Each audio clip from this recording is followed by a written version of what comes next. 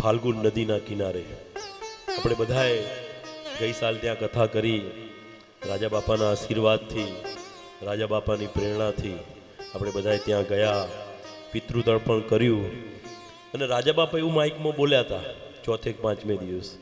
આપણે જે શ્રાવણ મહિનાની અમાસ હતી, સોમવતી અમાસ, અને એ દિવસે આપણે ફાલ્ગુ નદીના કિનારા પર જ બેસીને આપણે પિતૃતર્પણ કર્યું હતું. અને પછી બીજે દિવસે બુવાજી બોલ્યા હતા કે જેણે જેણે અહીંયા પિતૃતર્પણ કર્યું છે ને બધાના પિતૃઓ તરી જ ગયા એવું સમજી લેજો. હવે તમારે ક્યાંય જવાની જરૂર નથી અને એનું પ્રત્યક્ષ ફળ અને એનું પ્રમાણ એ તમને 12 મહિનામાં મળશે. અને જેને જેને પણ ત્યાં પિતૃતર્પણ કર્યું છે બધા એને એનું પ્રમાણ મળ્યું જ હોય ને મળ્યું જ હોય. આ અમારો પોતાનો અનુભવ છે. અમને બધાને મળ્યું છે તો જેને જેને કર્યું છે બધાને મળ્યું જ હશે. એટલે ગયાજીની અંદર પિતૃતર્પણ એ મોક્ષ સુધી લઈ જાય છે. ગયાજીની અંદર આજે ગોકર્ણજીએ શ્રાદ્ધ વિધિ આજે ધુંધુકારીની કરી. ત્યાંથી એ પાછા ફરતા ફરતા એ પોતાના ગામમાં આવ્યા. ત્યાં આવ્યા, મોડી રાત્રે આવ્યા છે એટલે કોઈ ગામવાળાને જગાડ્યા નહીં. એ પોતાના ઘરમાં ખાટલો ધાડીને સૂતા. અને એવામાં જે ધુંધુકારી જે પ્રેત થયો હતો ને એ ચારે બાજુ આમથી આમ ને આમથી આમ ભટકે છે. ઘડીકમાં નાનો થઈ જાય, ઘડીકમાં મોટું થઈ જાય, ઘડીકમાં વિકરાળ રૂપ ધારણ કરે, ઘડીકમાં સૌમ્ય રૂપ ધારણ કરે, પણ એ બોલી શકતો નથી. એ બોલી શકતો નથી, એને વાચા નથી, એને વાણી નથી. પ્રેત થયા પછી કેટલું બધું દુઃખ પડે છે કે તમે કોઈ એક જગ્યાએ સ્થિર ન રહી શકો, તમે બોલી ન શકો, બસ ફક્ત રોયા કરો ને બીજાને રોવડાયા કરો. આજ થાય. આજે ધુંધુકારી એ જે પ્રેત છે એ પ્રેત ચારે બાજુ ભમે, ગોકર્ણજીની આજુબાજુ ફરે છે, પણ એ બોલી શકતો નથી. ગોકર્ણજી જાગ્યા અને જુએ છે કે ઘડીકમાં કોઈ નાનું સ્વરૂપ દેખાય છે, ઘડીકમાં કોઈ વિકરાળ સ્વરૂપ દેખાય છે. આને કંઈક બોલવું છે પણ આ કંઈક બોલી શકતો નથી. એટલે હાથમાં એમને ગંગાજળ લીધું અને મંત્ર બોલી અને આજે એ પ્રેત ઉપર છાડ્યું. ત્યારે પ્રેતને વાચા ફૂટી છે. વાચા ફૂટી એટલે પ્રેત બોલ્યો છે કે હે ભાઈ, હે ગોકર્ણ, હું તારો ભાઈ ધુંધુકારી છું. હું મારા આ કર્મોની સજા ભોગવું છું. મેં મારા જીવનમાં એટલા બધા પાપો કર્યા કે પાપોના કારણે મને પ્રેત યોનિ પ્રાપ્ત થઈ છે. અને હવે મને આ પ્રેત યોનિમાંથી છુટકારો આપ, મને આમાંથી છુટકારો અપાવ, મને આમાંથી મારે છૂટવું છે, આમાંથી છોડાય. ત્યારે ગોકર્ણજી એવું કહે છે કે મેં તારું ગયાજીમાં શ્રાદ્ધ કર્યું ને ગયાજીમાં શ્રાદ્ધ કરો એટલે તારો છુટકારો થઈ જાય, થઈ જવો જોઈએ એવું શાસ્ત્રો કહે છે. ભગવાન વિષ્ણુ સ્વયં એમના મોઢે બોલ્યા છે, તે છતાંય તારો છુટકારો થયો નથી. તો હવે આવતીકાલે સંતોનો મત લઉં અને પછી એનો પ્રયત્ન કરું. બીજે દિવસે સવાર થયું. સવાર થતા સંતોના મત લીધા ને સંતોના મત લીધા પછી સંતોને પૂછ્યું છે કે મેં મારા ભાઈનું શ્રાદ્ધ ગયાજીમાં કર્યું, એનું તર્પણ કર્યું, શ્રાદ્ધ વિધિ કરી, તે છતાંય એને મુક્તિ નથી મળીને પ્રેત થઈને અહીંયા મારા ઘરમાં આજુબાજુમાં ફરે છે, એને મુક્તિ મળે એવું કંઈક કરો. ત્યારે સંત એવું કહે કે ગયાજીમાં શ્રાદ્ધ કર્યા છતાંય એને મુક્તિ ન મળતી હોય તો હવે અમે કશું કરી શકતા નથી. ત્યારે આજે ગોકર્ણજીએ ભગવાન સૂર્યની ઉપાસના કરી છે. ભગવાન સૂર્યને પ્રાર્થના કરી, વંદના કરી. ત્યારે સૂર્યનારાયણ પ્રગટ થયા અને પોતાના મનની વ્યથા આજે ગોકર્ણજીએ સૂર્યનારાયણ ભગવાનને કહી. ત્યારે સૂર્યનારાયણ ભગવાને કહ્યું છે કે હે ગોકર્ણ, જો તારે તારા ભાઈને પ્રેત યોનિમાંથી મુક્તિ અપાવી હોય તો તું શ્રીમદ ભાગવત સપ્તાહ જ્ઞાન યજ્ઞ કર અને 7 દિવસની કથા કર અને 7 દિવસની કથા પછી એને અવશ્ય મુક્તિ મળી જશે. આમ કહીને સૂર્યનારાયણ દ્રશ્ય થયા. અને ત્યારબાદ ગોકર્ણજી એ ભાદરવા સુદ નોમને દિવસે આજે એમના ત્યાં કથાની શરૂઆત કરે. વાંસના મંડપો બાંધેલા છે, આખું ગામ આવીને કથામાં બેઠું છે. અને આજે ગોકર્ણજી વ્યાસપીઠ ઉપર બિરાજમાન થયા. વ્યાસપીઠ ઉપર બિરાજમાન થયા અને જેટલું પ્રેત હતું એને બેસવું તું કથામાં, પણ એ બેસે કેવી રીતે? એ ક્યાંય એની એ બેસી ન શકે, હરી ન શકે, આમ કોઈ જગ્યાએ સ્થિર ન રહી શકે. તો એને બેસવું હતું, કઈ રીતે સ્થિર થાય? એટલે એક 7 ગાંઠ વાળો એક વાંસ હતો. એ વાંસની અંદર એ પ્રેત જઈ અને સમાઈ ગયો. એ વાંસની અંદર એ જઈને બેસી ગયો. પહેલા દિવસની કથા પૂરી થઈ તો પહેલી ગાંઠ તૂટી, બીજા દિવસની કથા પૂરી થઈ તો બીજી ગાંઠ તૂટી. એમ કરતા કરતા 7મા દિવસની કથા જ્યાં પૂરી થઈ છે ત્યારે 7 ગાંઠ તૂટી ગઈ અને વૈકુંઠમાંથી ભગવાનના પાર્ષદો આજે ધુંધુકારીને લેવા માટે આવ્યા. ધુંધુકારીને લેવા માટે આવ્યા. પાર્ષદો આજે ધુંધુકારીને પ્રેત યોનિમાંથી મુક્તિ કરી અને પાર્ષદો જેવું સ્વરૂપ આપી અને એને વિમાનમાં બેસાડે. એટલે ગોકર્ણજી આજે પાર્ષદોને હાથ જોડીને રોક્યા છે કે તમે કોણ? તો કે અમે ભગવાનના પાર્ષદો છીએ અને આને ધુંધુકારી પ્રેતે કથા ખૂબ ભાવથી સાંભળી, એટલા માટે અમે એને લેવા માટે આવ્યા છે. ત્યારે ગોકર્ણજી કહે છે કે એકલા ધુંધુકારીએ કથા નથી સાંભળી, પણ અમે બધાએ ભેગા થઈને કથા સાંભળી છે. તો આને એકલાને લેવા માટે વિમાન કેમ આવ્યું? અમને બધાને લેવા માટે કેમ નહીં? ત્યારે પાર્ષદે એવું કહ્યું છે કે હે ગોકર્ણજી, આ જે પ્રેત હતો ને એને એક આસને બેસી એક મન રાખી અને કથામાં એનું મન પરોવી રાખી અને ભૂખે તરસે અને 7 દિવસ સ્થિર થઈ અને કથા સાંભળી છે. એટલા માટે આને લેવા માટે વિમાન આવ્યું. ત્યારે ગોકર્ણજી કહે છે કે હવે અમારો ઉદ્ધાર કરો. ત્યારે પાર્ષદોએ કહ્યું તમે ફરીથી કથા કરો અને ફરીથી કથા જેમ ધુંધુકારીએ સાંભળી છે એવી રીતે જો બધા જે કોઈ આવી રીતે કથા સાંભળશે તો એને લેવા માટે ભગવાન અવશ્ય, અમે પાર્ષદો અવશ્ય આવશું ને આવશું આમ વચન આપીને ગયા. ને ફરીથી ગોકર્ણજીએ ભાગવત કથાનું આયોજન કર્યું. આખું ગામ પાછું ભેગું થયું. 7 દિવસની કથા થઈ અને 7 દિવસની જ્યાં કથા વિરામ થઈ અને 7મા દિવસે જ્યાં કથા વિરામ થાય છે ત્યારે શું જુએ છે કે વૈકુંઠમાંથી સ્વયં નારાયણ અને લક્ષ્મીજી, નારદજી, અર્જુન, ધ્રુવ, પ્રહલાદ, ભગવાનના પાર્ષદો અને ભગવાનના નામનું કીર્તન કરતા કરતા શ્રીમન નારાયણ નારાયણ નારાયણ શ્રીમન નારાયણ નારાયણ શ્રીમન નારાયણ નારાયણ નારાયણ શ્રીમન નારાયણ નારાયણ નારાયણ હે લક્ષ્મી નારાયણ નારાયણ નારાયણ લક્ષ્મી નારાયણ નારાયણ નારાયણ હે લક્ષ્મી નારાયણ નારાયણ નારાયણ લક્ષ્મી નારાયણ નારાયણ નારાયણ હે સત્ય નારાયણ નારાયણ નારાયણ સત્ય નારાયણ નારાયણ નારાયણ ઓ રે સત્ય નારાયણ નારાયણ નારાયણ સત્ય નારાયણ નારાયણ નારાયણ ઓ હરિનું ભજન કરો તો ભવતારાયણ હરિનું ભજન કરો ભવતારાયણ ઓ હરિનું ભજન કરો તો ભવતારાયણ હરિનું ભજન કરો ભવતારાયણ હે જપો નારાયણ નારાયણ નારાયણ જપો નારાયણ નારાયણ નારાયણ હે બોલો નારાયણ નારાયણ નારાયણ બોલો નારાયણ નારાયણ નારાયણ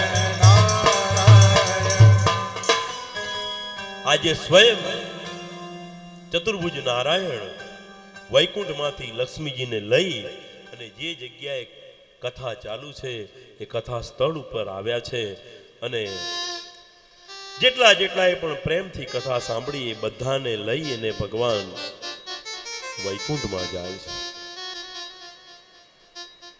નારદજી આ કથા સાંભળીને સંકાદિક ઋષિ મુનિઓ આ કથા કહી રહ્યા છે ત્યારે એ વખતે સ્વયં નારાયણ ત્યાં પધાર્યા. ગોકર્ણજીને કહે છે કે તમે માંગો માંગો શું આપો, તમે જે માગશો એ તમને આપું. ત્યારે ગોકર્ણજી એવું કહે છે કે ભગવાન હવે તમે મળ્યા, હવે મેળવવું શું બાકી, મારે બીજું કંઈ જોઈતું નથી.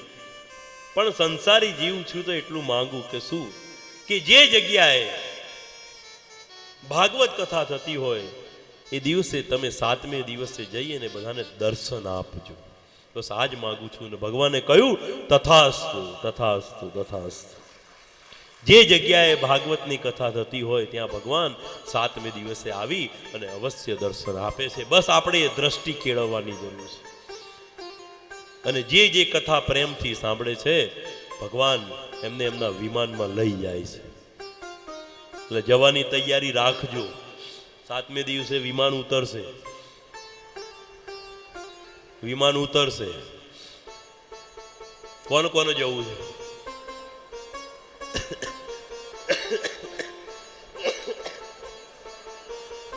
લઈ જશે હો,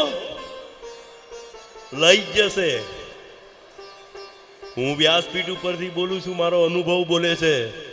3-4 કથાઓનો મારો પોતાનો અનુભવ છે. આવો જેને જેને આંગળી ઊંચી કરી છે ને 7મા જ દાડે લઈ જાય છે. એને 7મા જ દિવસે લઈ જાય છે ભગવાન.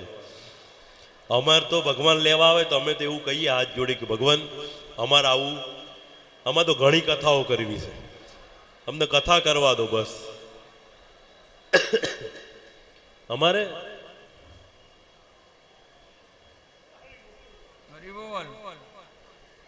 શું કરવું? અમારે 2016 ને 15 પેલા હરીશભાઈ પ્રજાપતિ હતા ને દલવાડીના ભાઈ, 2016 હરિદ્વારમાં કથા હતી ગીતા મંદિરમાં. અને એ ભાઈ એની જિંદગીમાં કોઈ દિવસ ક્યાંય નીકળેલા નહીં હો, ક્યાંય નીકળેલા નહીં. સરકારી નોકરી કરે, 60 વર્ષે 58 વર્ષે રિટાયર્ડ થયા. 58 વર્ષ સુધી એમને ડાકોરે જોયેલું નહીં. અમદાવાદમાં રહે, સવારે નોકરી કરે અને સાંજે ઘેર પાછા આવે અને ઘરના એમના પરિવાર સાથે આનંદ કરે, સમય વિતાવે. બસ આ જ કામ. કોઈ જગ્યાએ કોઈ તીર્થ યાત્રા એમને જીવનમાં કરેલી નહીં. અને જેવા રિટાયર્ડ થયા અને અમાર હરિદ્વાર કથા હતી ને એ કથામાં એમના ભાઈ પરમાનંદભાઈ દલવાડી જે અમારા મંડળના સભ્ય એમની સાથે એ કથામાં આવ્યા.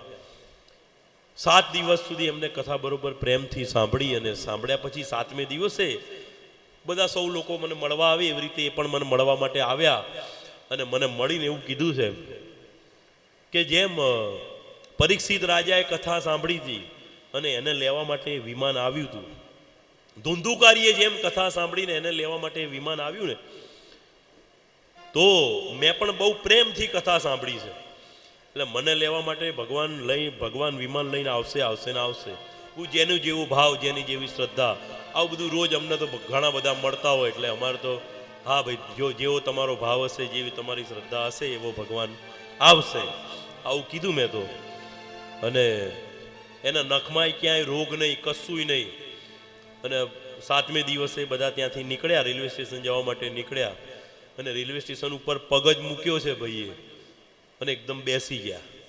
અને 2 સેકન્ડની અંદર એમને હાર્ટ એટેક આવ્યો ને ત્યાંનો ત્યાં જીવ છૂટી ગયો. ભગવાન અહીં લઈ ગયા તાત્કાલિકમાં.